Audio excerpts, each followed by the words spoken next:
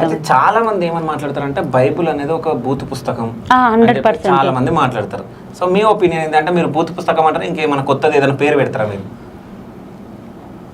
చెప్తాను ఏమన్నా అది చెప్పాను నేను, అపరిశుద్ధ గ్రంథం అని. అపరిశుద్ధ గ్రంథం అంటుంది. నేను బైబిల్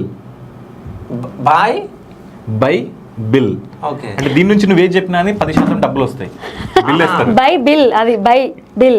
ఓకే దీని నుంచి ఏది చెప్పినా 10% నీకు డబ్బులు వస్తాయి. బై అంటే కొను, బిల్ చేత, ఓకే బిల్ చేత చెప్పబడుతుంది కాబట్టి బైబిల్.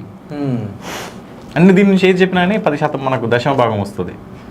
మీరు కూడా వెళ్ళి చెప్తే వస్తుంది. మీరు ఒక సంఘం ఏర్పాటు చేసుకుని అందులో చెప్తే నీ శాలరీలో ఇప్పుడు నీకు 1,00,000 అయితే 10,000. శివ స్టూడియో నేను ఉన్నాను, ఇప్పుడు శాంసంగ్ అయ్యా నేను, నాకు దేవుడు కనిపించాడు అని చెప్పి ఇది ఒకటి అంటే ఏది చెప్పినా కానీ వస్తుంది. నేను బైబిల్ అని అంటాను ఇంకా అంతే. ఓకే సో అట్లా మీరు అసిస్టెంట్ పాస్టర్ ఉన్నప్పుడు ఎంత సంపాదించారు? సంపాదన అంటే ఏం లేదు, కానీ తీసుకుంటే మాత్రం నాకు కొంతమంది దగ్గర తీసుకుంటే నాకు గుచ్చుకునేది మనసులో.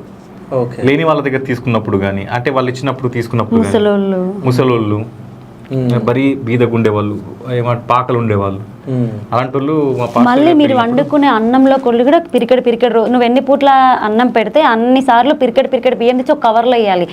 పప్పు వేస్తే పప్పు తీసి ఒక సంచిలో వేయాలి. అవన్నీ తీసుకుని సండే చర్చిలో వాడి బొందకు పెట్టాలి. అరే ఇది ఎక్కడో విన్నా, నేను ఎవరో ఇంట్లో విన్నా, ఇది తీయాలని చెప్పేసి తీస్తారు. ఓకే ఉప్పు తీసుకొని వాడు బొందకు కొడతాడు సండే. ఓకే వాడు ఏం చేస్తాడు, వాళ్ళ ఇంటికి తీసుకెళ్తాడు. ఒకవేళ కోడి మొదటి ఈత వచ్చిందనుకోండి, ఆ పిల్లని తీసి పెంచిన తర్వాత తీసుకెళ్లి మళ్ళీ పాస్టర్కి ఇచ్చేయాలి. కోడే కాదండి, కూరగాయలు కూడా ఏదైనా తొలి సంతానం. ఓకే కానీ పిల్లల్ని చెప్పారు, ఎందుకంటే వాడు నాకు మళ్ళీ లేదు పోటీకి వస్తాడని చెప్పి. అలా కాదు, ఇప్పుడు వాళ్ళ ప్రకారం ఏంటంటే అక్కడ ఇశ్రాయేలులో మొదటి సంతానం ఎవరైతే ఉంటారో వాళ్ళని దేవుడికి అర్పించాలన్నమాట.